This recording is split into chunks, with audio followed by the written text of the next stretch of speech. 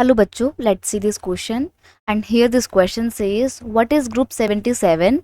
Why did Group 77 countries demand a new international economic order? Explain.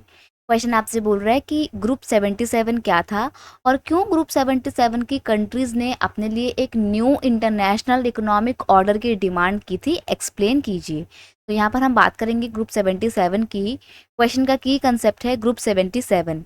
देखो ये group 77 था क्या। Group 77 refers to the 77 developing countries that did not benefit from the fast growth Western economies experience in 1950s and 1960s। ठीक है, group 77 developing countries का एक group था। Developing समझते हो, डेवलपिंग कंट्रीज वो कंट्रीज होती हैं जिनका प्रॉपर डेवलपमेंट नहीं हुआ है, वो किसी न किसी कारण से उन वेस्टर्न कंट्रीज से पीछे रह गई हैं जो कंप्लीट डेवलपमेंट कर चुकी हैं अपना।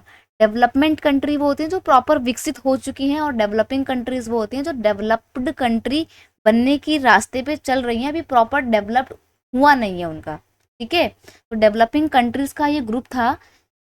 जिन्होंने अपना ग्रुप बनाया ये वो देश थे जिनको फास्ट ग्रोथ का बेनिफिट नहीं मिला था, जैसा कि वेस्टर्न इकोनॉमीज को मिल चुका था, या जैसा कि वेस्टर्न कंट्रीज स्पेशली यूरोप और अमेरिका जैसे देशों को जितना फ़ायदा मिला था ना फास्ट ग्रोथ का, जैसा फ़ायदा उन देशों को नहीं मिला था।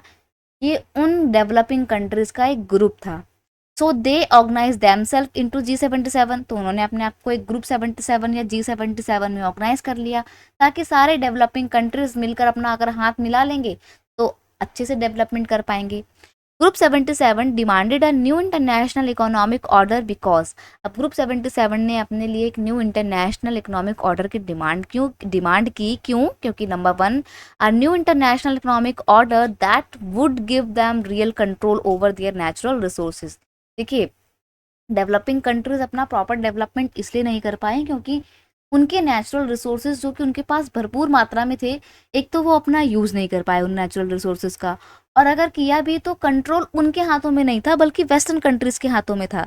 आप इसको ऐसे समझ सकते हैं ना कि जब तक इंडिया आज़ाद नहीं हुआ था 1947 तक, तब तक इंडिया के जो नेचुरल रिसोर्सेज थे उसका इस्तेमाल किसने किया? ब्रिटेन ने किया था, अपने फ़ायदे के लिए किया था, राइट। तो वैसा ही जो डेवलपिंग कंट्रीज थे उन्होंने इंटरनेशनल इकोनॉमिक ऑर्डर बनाया ताकि ये इंटरनेशनल इकोनॉमिक ऑर्डर ऐसे कानून बना सके, ऐसे कुछ रूल एंड रेगुलेशन बनाए ताकि डेवलपिंग कंट्रीज का अपने नेचुरल रिसोर्सेज के ऊपर पूरा कंट्रोल हो, सो दैट वो उन रिसोर्सेज का इस्तेमाल अपने बेनिफिट के लिए अपने हिसाब से कर सकें। नेक्स्ट है मोर डेवलपमेंट असिस्टेंस। उन्होंने इकोनॉमिक ऑर्डर की डिमांड इसलिए भी की ताकि उनको डेवलप्ड कंट्रीज से असिस्टेंस मिलती रहे, सहायता मिलती रहे ज़्यादा से ज़्यादा, और fair prices for raw material and better access for their manufactured goods in developed countries market।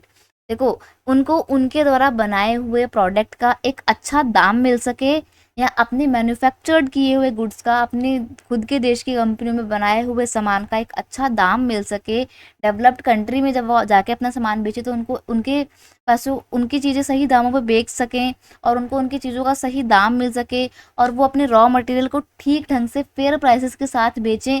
इससे संबंधित कानून बनाने के लिए भी उन्होंने इंटरनेशनल इकोनॉमिक ऑर्डर की मांग की थी। तो बेसिकली डेवलपिंग कंट्रीज ने मिलकर जब अपने लिए आवाज़ उठाई कि हमारे को भी विकास करना है, हमारे को अपने नेचुरल रिसोर्सेज के ऊपर प्रॉपर कंट्रोल चाहिए, हमारे को हमारे नेचुरल रिसोर्सेज एक अच्छे दामों पर एक फेयर प्राइसेस पे बेचने हैं, और हमारे को डेवलप्ड कंट्रीज से सहायता चाहिए, असिस्टेंस चाहिए, इसके लिए उन्होंने आवाज़ उठाई। और आवाज़ कैसे उठाई? अपना एक ग्रुप बना के, ग्रुप का नाम था G77, और इस ग्रुप के रहते हुए ही उन्होंने न्यू इंटरनेशनल इकोनॉमिक ऑर्डर की डिमांड भी की थी ताकि उनका डेवलपमेंट हो सके। I hope you understood it well. Best of luck.